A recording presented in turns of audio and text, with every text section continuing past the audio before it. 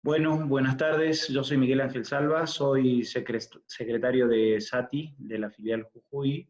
Nos han encomendado la tarea de profundizar la capacitación del personal de salud de la provincia en relación a la pandemia de coronavirus. Ustedes ya vienen recibiendo previamente unas clases de la doctora Vidal que trataron profundamente el tema de ventilación mecánica. De aquí en más vamos a dar una serie de capacitaciones que están relacionadas a temas diferentes a la ventilación mecánica. Hoy día yo les voy a hablar de cómo tenemos que hacer el manejo inicial del paciente con insuficiencia respiratoria asociada a coronavirus. Esta es nuestra hoja de ruta. Vamos a hablar al principio de criterios de internación. Después vamos a tratar de ver cómo tiene que ser una habitación y en qué condiciones se deben internar los pacientes con sospecha o confirmación de infección por coronavirus, qué monitoreos y cuidados de enfermería se le deben proporcionar al paciente. Un tema muy importante que es el tema de la oxigenoterapia y la aerosolterapia, también vamos a profundizar sobre eso. Finalmente vamos a hablar de fluidoterapia y algo de tratamiento farmacológico, aunque este último tema se va a tratar más profundamente en una charla que más adelante les va a dar la doctora Velázquez. Y al final vamos a hablar brevemente de los criterios de alta. Este es el algoritmo de manejo de los pacientes, el algoritmo inicial de manejo de los pacientes según la guía del Ministerio de Salud de la Nación. Ustedes saben que los pacientes se pueden presentar en la guardia con diferentes síntomas. Actualmente se agregó la anomia y la digeusia, y más el resto de los síntomas que ya son bien conocidos por la difusión que se está haciendo del tema. Esos pacientes pueden transformarse en casos sospechosos si reúnen ciertos criterios que se van actualizando periódicamente en el Ministerio de Salud. Y una vez que definimos que un paciente está con síntomas, tenemos que recategorizar, un paciente sospechoso está con síntomas, tenemos que recategorizar al paciente para definir si es un paciente con factores de riesgo o es un paciente sin factores de riesgo.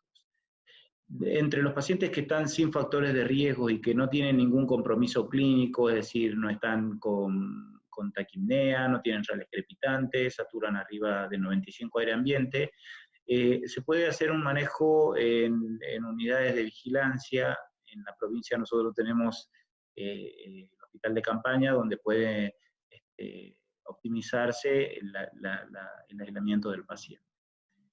Si un paciente no tiene factores de riesgo, pero tiene una clínica lo suficientemente significativa, esto es frecuencia respiratoria mayor a 24, rales crepitantes, o satura menos de 95 respirando aire ambiente, ese paciente debe ir a una institución en la que se disponga radiografía de tórax y laboratorio básico. De la misma manera, cualquier paciente que tenga factores de riesgo, es decir, más de 60 años o comorbilidades, también tiene que ir a una institución donde haya radiografía y laboratorio básico. ¿De qué comorbilidades hablamos? La enfermedad cardiovascular previa, sea un infarto, ACV, diabetes, EPOC, enfermedad renal crónica, cáncer o inmunosupresores. Esos pacientes con factores de riesgo y aquellos sin factores de riesgo, pero con síntomas significativos, tienen que estar entonces internados. En nuestro caso, inicialmente los pacientes se deberían manejar en el Hospital San Roque, y con una radiografía de tórax deberíamos definir en qué situación estamos. El paciente puede tener una radiografía de tórax normal. En otras instituciones se dispone además de tomografía simple, y aquel paciente que tenga radiografía de tórax normal se le puede hacer una tomografía de tórax, y si la tomografía de tórax también es normal, el paciente puede manejarse de la misma manera que un paciente sin factores de riesgo y sin síntomas, ¿sí? Se puede hacer en un aislamiento entonces de baja complejidad, un control de 24 horas, bueno, y esta política ya se sigue según las provincias. Nosotros en Jujuy los mantendremos internados en la medida que las capacidades de internación lo permitan. Por otra parte, si la radiografía de tórax nos muestra una opacidad dudosa, también sería recomendable hacer una tomografía de tórax a fin de definir si el paciente tiene o no una neumonía. Con la tomografía de tórax se podría definir si el paciente tiene, si es normal el parénquima pulmonar, maneja como un paciente de bajo riesgo, y si el parénquima pulmonar tiene infiltrados en vidrio esmerilado, el paciente ya se debería considerar como un paciente con una neumonía asociada a COVID, ¿sí? En ese caso, hay que recategorizar de nuevo al paciente mediante los criterios ATS-ITSA para definir si el lugar de internación va a ser la sala general o la terapia intensiva. Y si en la radiografía de tórax es evidente la opacidad, el paciente directamente tiene que recategorizarse según su gravedad. En un momento vamos a ver en qué consisten estos criterios. Estos criterios nos van a definir si el paciente está lo suficientemente grave como para necesitar tratamiento de soporte vital en terapia intensiva o un monitoreo muy estrecho. Y si el paciente no está tan grave, puede manejarse en la terapia intensiva, y nos vamos a enfocar en la clase hoy día en el manejo de estos pacientes, el manejo del paciente inicialmente y en la sala.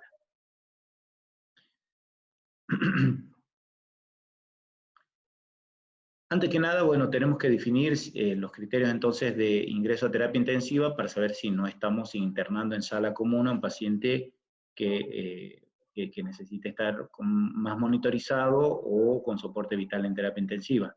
Para eso se utilizan los criterios que mencioné previamente, los de la ATS-ITSA, con un criterio mayor o dos o tres criterios menores, uno podría decir que el paciente tiene indicación de estar en terapia intensiva. Los criterios mayores son muy sencillos de recordar. Uno es la necesidad de ventilación mecánica invasiva, otro es la presencia de shock con necesidad de vasopresores. Y los criterios menores son tanto clínicos como criterios de laboratorio. La presencia de tres de estos criterios, entonces, nos haría pensar que el paciente tiene que ingresar en terapia intensiva. Otra escala muy utilizada para el manejo de los pacientes con neumonía en general es la escala de Kurz 65, en la que se evalúa el estado neurológico, la función renal, la frecuencia respiratoria, el estado hemodinámico y la edad. Según la presencia de alteraciones en alguna de estas variables, el paciente puede ir sumando puntajes, y el puntaje final nos va a arrojar un valor, y según ese valor podemos categorizar al paciente como de bajo riesgo, de moderado riesgo o de alto riesgo. Los pacientes de bajo riesgo pueden manejarse ambulatoriamente. Esto es para el caso de neumonía de la comunidad. En situación de sospecha de paciente de sospecha por infección por coronavirus, el paciente debería estar internado de todas formas, por lo que les comentaba, en relación a la necesidad de custodiar de cerca el aislamiento correcto del paciente. Los pacientes con un Kurz 65 de 2 puntos están con una severidad moderada y también deben ser internados, y los pacientes con 3 a 5 puntos deberían estar internados también, y además necesitar o ser evaluados por el personal de terapia intensiva, y también volver a realizarse la escala de ITSA-ATS para determinar si el paciente necesita estar en terapia intensiva. Esta escala es muy utilizada en nuestro medio, los intensivistas la conocemos muy bien, la aplicamos en el contexto de sepsis en situaciones que aparecen las fallas multiorgánicas. Ustedes saben que la sepsis es una respuesta exagerada del organismo frente a una infección, lo suficientemente nociva como para producir el daño propio de diferentes órganos. Mediante esta escala se evalúan 6 sistemas u órganos. Uno es el sistema nervioso central, otro el sistema renal, la función hepática, la coagulación, el sistema respiratorio y el sistema cardiovascular. Para cada nivel de compromiso se establece un puntaje, ¿sí? Y según el puntaje total se define la gravedad del paciente. Esto para nosotros es importante para hacer el seguimiento de cualquier paciente que curse cualquier tipo de infección. ¿Sí? Cuando ingresa grave a la terapia intensiva, la forma más objetiva de definir si el paciente está evolucionando bien o mal es mediante esta escala. Bueno, una vez que el paciente ingresó a la sala general, debemos conocer las condiciones mínimas que debe tener el lugar donde se le va a internar al paciente. En primer lugar, debemos saber que todos los casos sospechosos, hasta que se tenga la confirmación de los resultados de la PCR, deben permanecer en una habitación individual con ventilación natural. Las habitaciones individuales se prefieren para estos casos y no se recomienda la cohortización en pacientes sospechosos, ya que mantener a varios pacientes sospechosos puede resultar riesgoso, ya que uno de ellos puede dar positivo, y de esa manera estaríamos, si los ponemos juntos y cohortizados, expondríamos a los pacientes que no estaban infectados por coronavirus. Así que los pacientes con casos sospechosos deben permanecer en habitaciones individuales. Nosotros no tenemos en Argentina muchos centros que tengan presión negativa en su ambiente, ventilación con presión negativa, así que la Organización Mundial de la Salud para esos casos recomienda la ventilación natural con un flujo de aire de 160 litros por segundo por paciente. Eso hay que tenerlo muy en cuenta también, porque hay que ver hacia qué lugar está abotada la ventilación natural para no exponer a riesgo de exposición intranosocomial. Ahora, una vez que el paciente tiene el resultado de PCR, puede dar positivo o negativo. Si el resultado es positivo, el paciente de preferencia debería mantenerse en habitaciones individuales para evitar el contagio de otros gérmenes. En caso de no ser posible, cuando ya las habitaciones individuales no estén disponibles y los pacientes estén con resultados positivos, ahí sí se los puede cohortizar, ya que todos presentan el mismo diagnóstico. Por supuesto que para atender, asistir a un paciente y después asistir a otro, uno debiera colocarse o al menos cambiar los métodos de barrera. En caso de resultar negativo para COVID, la PCR en caso de que dé negativa, y que los estudios sean fehacientes. Esto también hay que considerarlo según en el momento de la enfermedad en el que se saque la muestra, el sitio con el que se toma la muestra, que la muestra haya sido correctamente tomada. En caso de que los resultados sean negativos y sean fehacientes, se puede retirar el aislamiento de contacto y manejarse como un paciente de internación general. Para el caso de nuestra provincia, esos pacientes deberían ser contrarreferidos a las instituciones. En caso de tener obra social, pueden ser contrarreferidos a las instituciones privadas, siempre que el resultado sea fehacientemente negativo. Acá hay que tener muy en cuenta que hay situaciones en las que pueden darse con baja probabilidad, pero pueden darse casos de falsos negativos, en los que las primeras pruebas de PCR pueden dar negativos, por esto que les decía, muestras mal tomadas, muestras tomadas fuera de tiempo, muestras de la vía aérea superior, etcétera. Hay muchas causas por las que los resultados pueden darnos falsos negativos, y el paciente presentar clínica muy sugestiva y además persistencia de los síntomas e incluso mala evolución. En esos casos sería recomendable evaluar caso a caso si se puede considerar el retiro del aislamiento de contacto y gotas, o si se debe mantenerlas hasta encontrar una etiología a la que se le atribuya la neumonía, y eventualmente en casos de incertidumbre o de dudas en el diagnóstico, se puede plantear la realización de una nueva PCR, esto discutiéndose siempre con el equipo tratante y el COE. Bueno, esto es una habitación individual, los cuidados son muy básicos. Sobre equipos de protección personal ya van a tener la presentación de la doctora Velázquez, y les va a explicar qué equipos corresponden para cada situación. Los pacientes también pueden estar cohortizados, como les decía en algún momento, y en ese caso uno debiera, entre paciente y paciente, por lo menos cambiarse el camisolín que tiene encima del camisolín impermeable. Esto de equipos personales se va a profundizar más adelante, pero es un tema a evaluar en cada institución, porque si bien hay recomendaciones oficiales, tanto de la Organización Mundial de la Salud como del CDC, cada institución dispone de recursos variables, y cada institución debe adaptarse siempre que se cumplan los mínimos de protección personal. Cada institución puede variar la forma en la que se utilizan los equipos de protección personal. Estos pacientes pueden estar cortizados solamente si están todos positivos. Bueno, siguiendo con el paciente internado en la sala, hay una parte muy importante que compete a la enfermería. El monitoreo y los controles de enfermería son fundamentales en estos pacientes. Deben hacerse los controles necesarios y dependiendo de la evolución del paciente, pero siempre debe tratarse de reducirse al máximo la frecuencia de ingresos a la unidad. Así que bueno, cada institución, vuelvo a decir, puede protocolizar la frecuencia de los controles.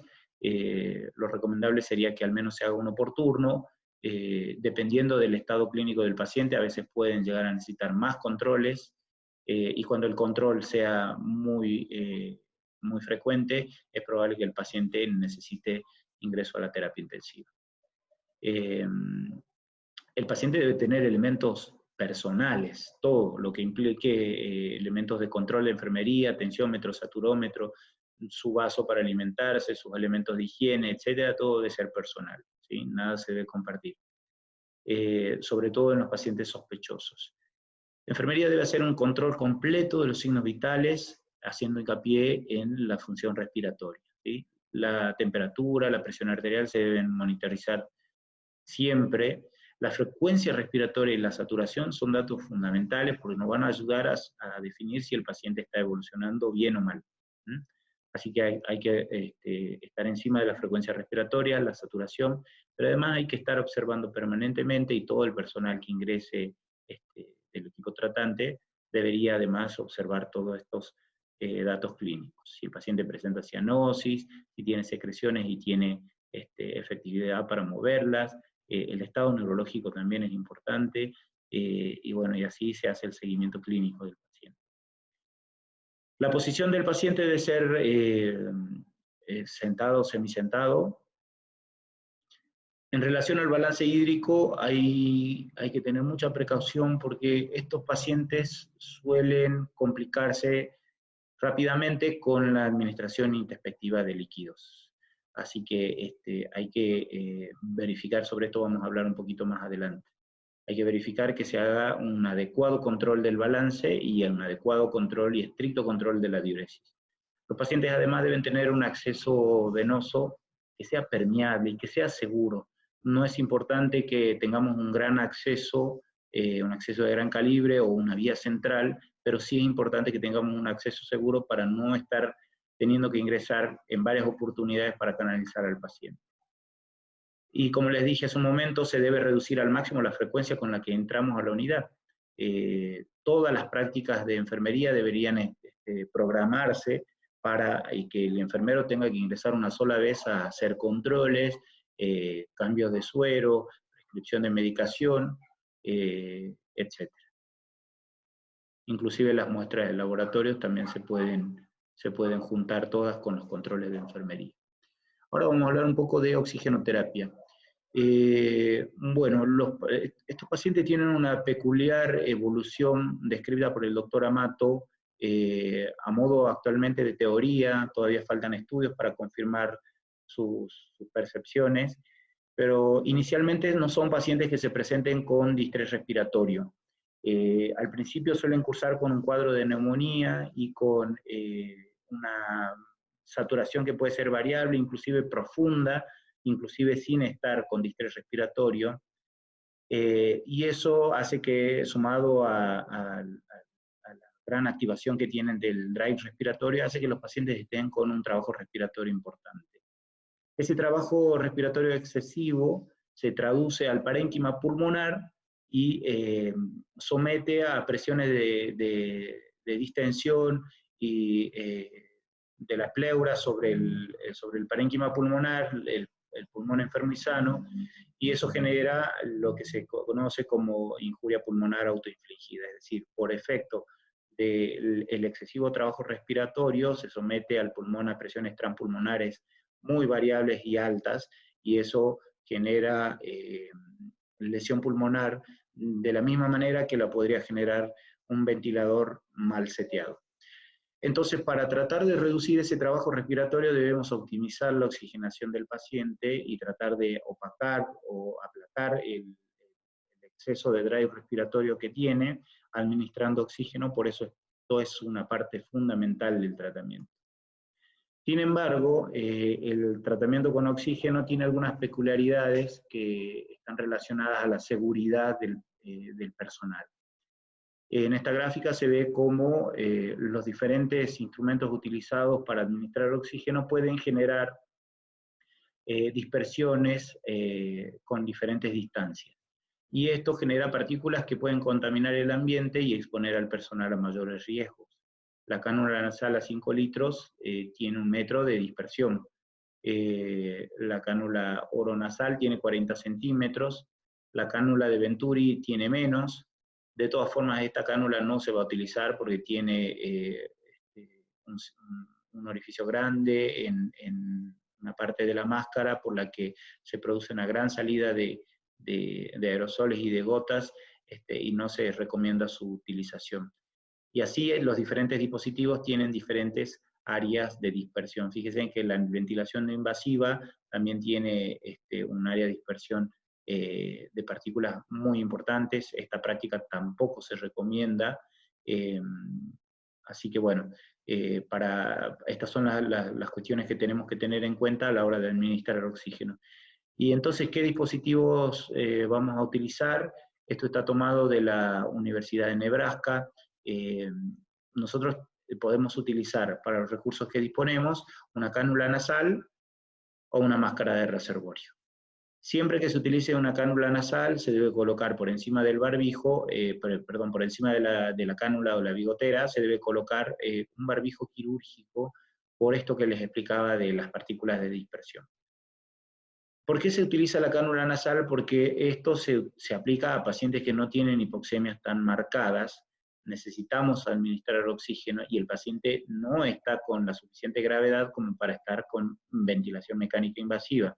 Entonces la mejor forma de administrarle oxígeno puede llegar a ser la bigotera. Ya si el paciente tiene mayor requerimiento de oxígeno, deberíamos utilizar una máscara con reservorio. La máscara con reservorio no está sellada herméticamente, acá tiene unas orejuelas o válvulas por las que sale el aire exhalado lleno de partículas del paciente que pueden contaminar el ambiente, así que esta máscara también se debería utilizar con un barbijo quirúrgico encima. El uso de la máscara de reservorio se reserva para situaciones transitorias, ya que administra mayores proporciones de oxígeno y nos habla de la necesidad de mayor cantidad de oxígeno y probablemente ese paciente necesite un control más estrecho en la terapia intensiva y eventualmente tenga que estar intubado. Aquí también está puesto una cánula nasal de alto flujo, no se recomienda su utilización también por la gran dispersión que genera y porque no está demostrado su eficacia, al menos hasta la fecha. Hay lugares en otros países donde sí se ha utilizado, pero por el riesgo de contaminación hacia el personal no sería una práctica recomendable. Ni la cánula de alto flujo, ni la ventilación no invasiva. Puede suceder que el paciente esté mucho tiempo en asistencia ventilatoria mecánica y se superen los plazos tolerables para evitar hacer una traqueostomía y el paciente finalmente termine con una traqueostomía. En esos casos se debe asegurar la provisión de oxígeno del paciente, pero también reducir el riesgo de contaminación colocando un filtro en la salida de la pieza en T.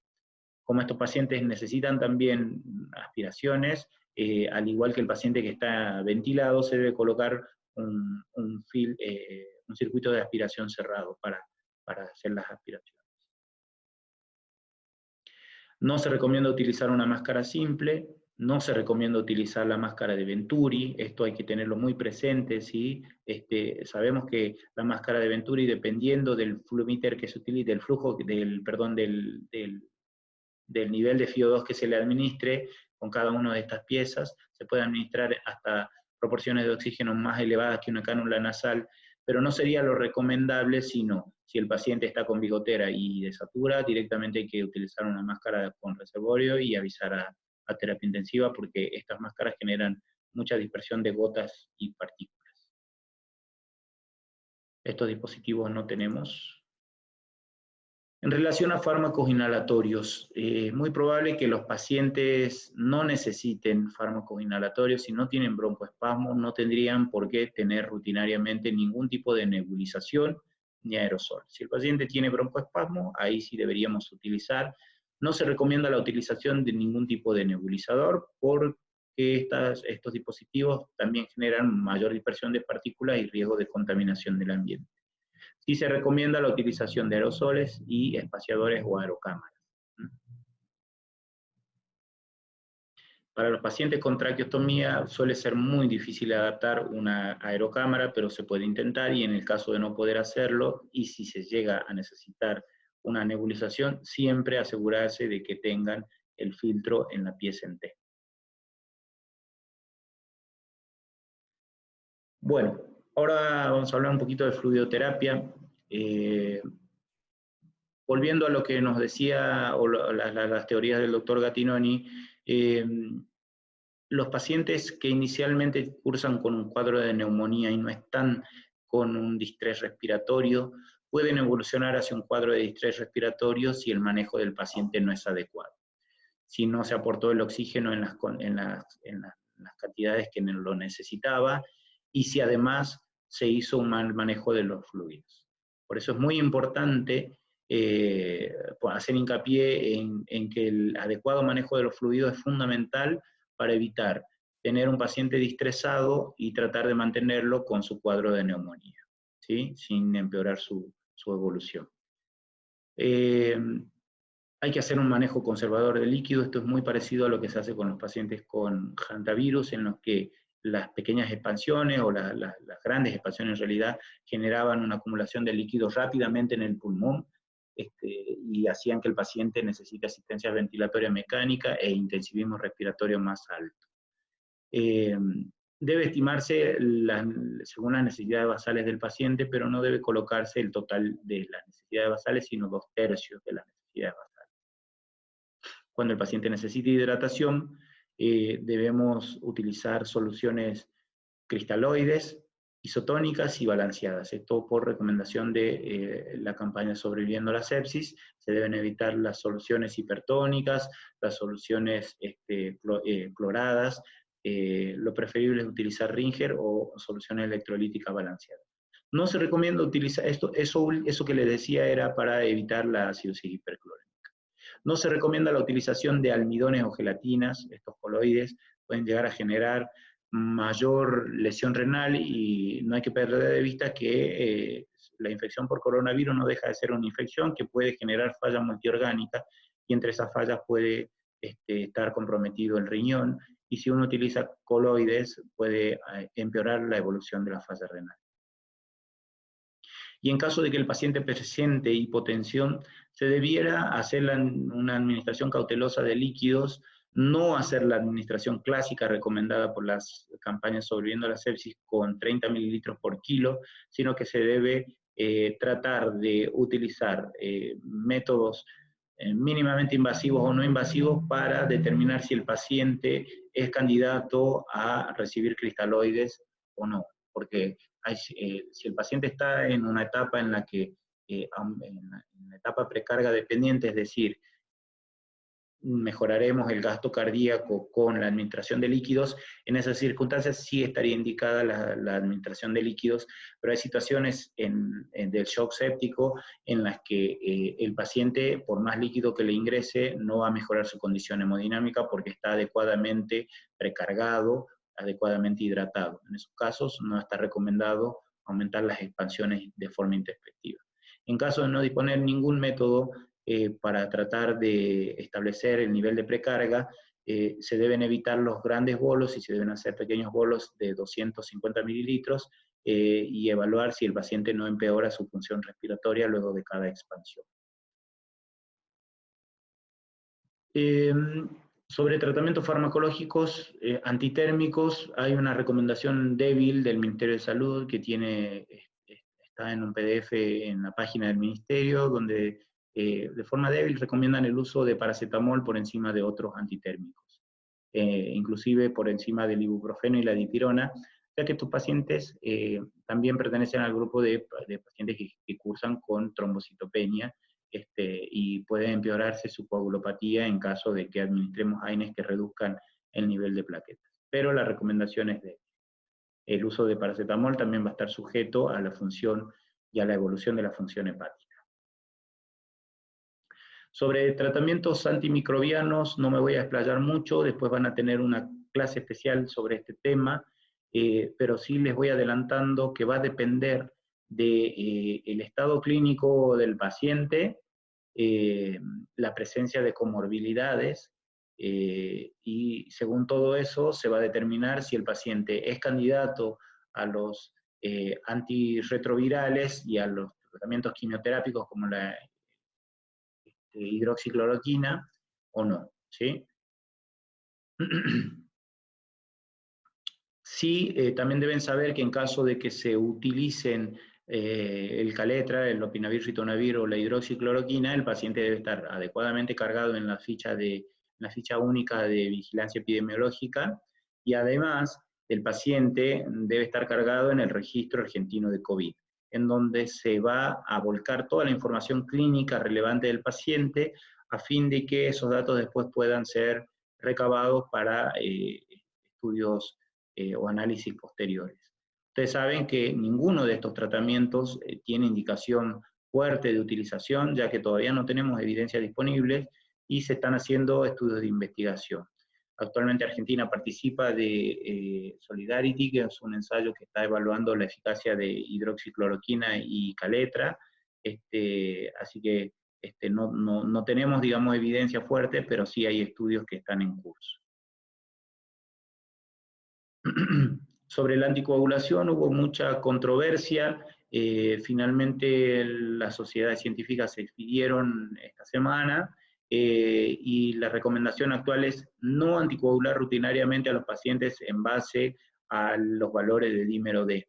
Estos pacientes, ustedes saben que cursan con cierto grado de trombofilia, o está aumentado su riesgo de trombótico.